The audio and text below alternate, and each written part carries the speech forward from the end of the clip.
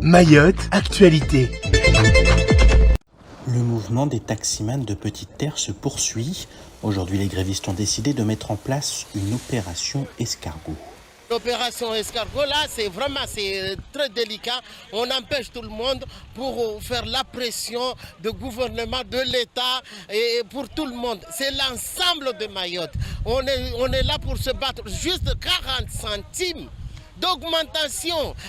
Tous les achats, le préfet ne contrôle pas que le taxi. Le sac du riz a été 25 €, maintenant ça augmente à 35 €. Personne n'a rien dire, personne n'a rien dire, mais la vie est chère. L'augmentation de carburant, là on est obligé de faire ça. Mais nous on ne réclame pas beaucoup, mais juste 40 centimes pour faire 2 €. La circulation a été bloquée une partie de la matinée, une action qui n'est pas du goût de tous, y compris de ceux habitués à manifester. À Mayotte, il faut arrêter, il faut aller fermer les gens qui les aident. Là, il fait subir les usagers, c'est pas nous. Hein. Il faut aller à la préfecture, il faut aller fermer la préfecture. Nous, quand on a grévé le collectif, on est parti fermer la préfecture.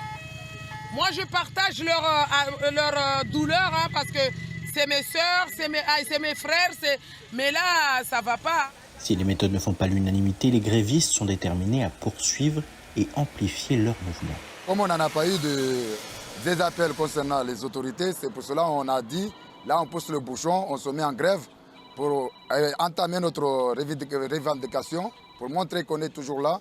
Parce que bon, il faut avoir toujours un contact. C'est pour cela, là on fait ce cargo aujourd'hui et demain, ça sera plus dur qu'aujourd'hui, quoi.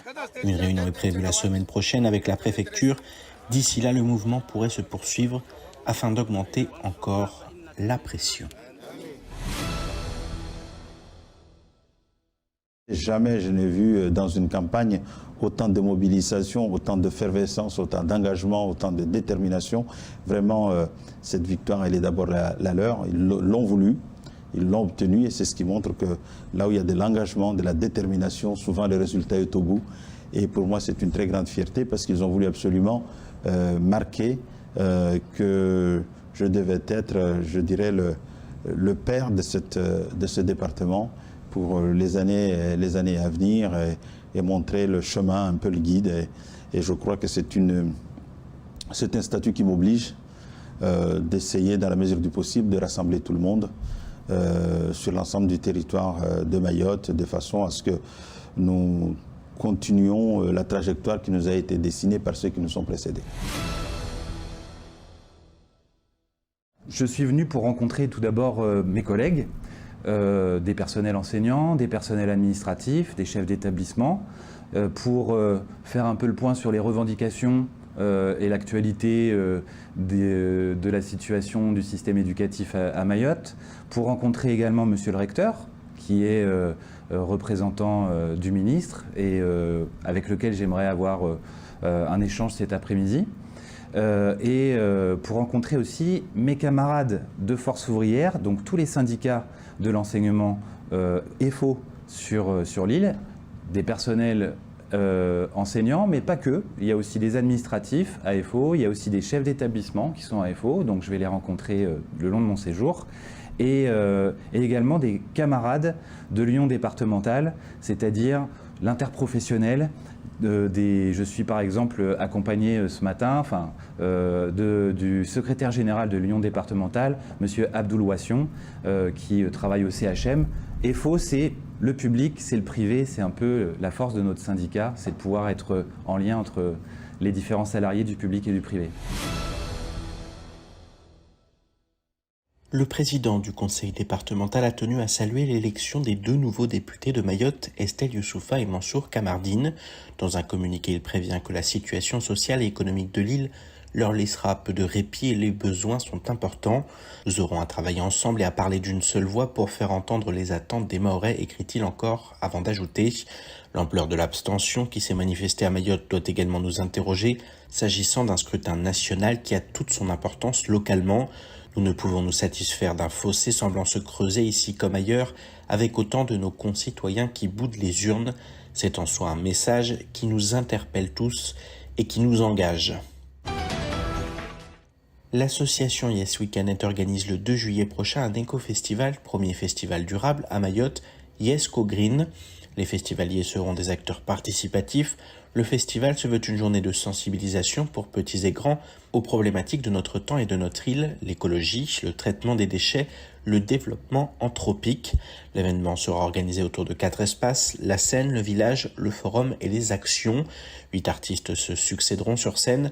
Seront donc également présents 22 stands éco-interactifs, un forum où tout un chacun pourra poser ses questions et des réalisations de projets en direct. L'association souhaite ainsi montrer que l'écologie peut rimer avec action, joie et musique dans le respect de l'autre. Jusqu'au 1er août 2022 inclus, la compagnie Aerostral propose une offre spéciale à tous les étudiants et jeunes âgés entre 18 et 30 ans qui souhaitent s'envoler de et vers la Réunion, Mayotte et la métropole.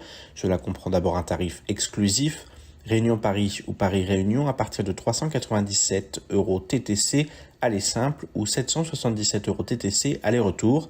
Mayotte Paris ou Paris Mayotte à partir de 417 € TTC aller simple ou 797 € TTC aller-retour. En outre, les passagers membres du programme Fidélité My Capricorne auront la possibilité d'enregistrer gratuitement jusqu'à 2 valises de 32 kg chacune pour l'achat d'un billet aller simple ou aller-retour. L'adhésion à ce programme est gratuite. Pour bénéficier de cette offre spéciale étudiant, il vous faudra justifier de ce statut en présentant une carte d'étudiant valide, un certificat de scolarité ou une lettre d'admission. À partir de janvier, on a repris les activités. On est parti avec des artistes de Mayotte à l'exposition universelle de Dubaï. On a exposé dans différents pavillons. On a fait des représentations de peinture en live, hein, qui a beaucoup intéressé in situ. Puis surtout, on valorise le travail de nos artistes localement. Ensuite, on a mené l'action dont vous avez aussi parlé, les artistes s'exposent. Chaque année, on avait une présentation. À la UJC Kaweni. Exactement. Et l'innovation de cette année, c'est qu'on a distingué. Autrefois, ces deux événements, celui d'hier et celui des artistes exposent, étaient liés. C'est-à-dire qu'on exposait les artistes du cru pour montrer la vitalité artistique de notre territoire. Et parallèlement, on faisait travailler pendant plusieurs mois en amont les enfants dans les classes avec leurs enseignants, principalement d'art plastique, mais pas uniquement. Et sur les thématiques. On comprenait que ce travail est très structurant parce que ça les engage dans une réflexion, dans une pensée introspective, même s'ils ne s'en rendent pas forcément compte. Parlons de nous, parle de toi, pour savoir ce que tu veux faire plus tard, en te connaissant, qui tu es, qu'est-ce que tu veux devenir. Et ces questionnements leur permettent à nos jeunes de mieux s'asseoir dans la société, de mieux regarder leur monde et donc d'être un petit peu moins dans les caillassages et les incivilités, pour parler tendrement de ce qui se passe actuellement.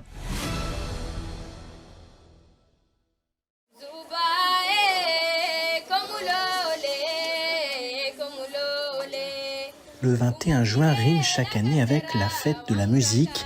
En attendant les concerts du soir, le collège de Mgombani a pris de l'avance avec une restitution des jeunes artistes en herbe de l'établissement. Il faut savoir que le collège Mgombani entretient avec l'école de musique à Mayotte un partenariat qui présente ce qu'on appelle les classes à horaires aménagés musique. Donc des élèves qui désirent suivre un cursus musique en partenariat avec l'école de musique ont des heures d'atelier en plus ici au collège et à l'école de musique, là où ils peuvent apprendre des ateliers de musique traditionnelle avec monsieur Ahmed Saïd qui est malheureusement absent aujourd'hui et d'autres ateliers musicaux en fonction des projets que montent les différents professeurs. Le rectorat favorise les initiatives qui permettent aux élèves de toucher à la musique. Et quoi de mieux que cette fête pour montrer ce qu'ils ont acquis au cours de l'année. C'est la fête de la musique qui est un événement national et même qui prend une dimension internationale. Et c'est formidable que nos élèves puissent participer à cet événement et puissent se frotter comme ça aux arts et à la musique en particulier. La musique est un langage universel qui permet de faire sauter les barrières. Les élèves peuvent d'ailleurs s'initier à tous les types de musique d'ici et d'ailleurs. On essaye d'ouvrir les élèves à tous les styles de musique possibles. Bien sûr, on a l'atelier de musique traditionnelle mahoraise. En fonction des professeurs, de leur background musical, de leur expérience, chacun des professeurs va monter le projet. On va avoir une batucada brésilienne, on va avoir une présentation de musique afro-américaine, on va avoir des chants en arabe, en espagnol, en anglais. C'est vraiment très varié. On essaye d'ouvrir le plus possible les élèves à tous les styles de musique. La musique adoucit les cœurs et Mayotte en a bien besoin. Outremernews.fr, le site de l'actualité Outre-mer, 24 heures sur 24 et 7 jours sur 7. Retrouvez la chaîne Outremer News sur YouTube.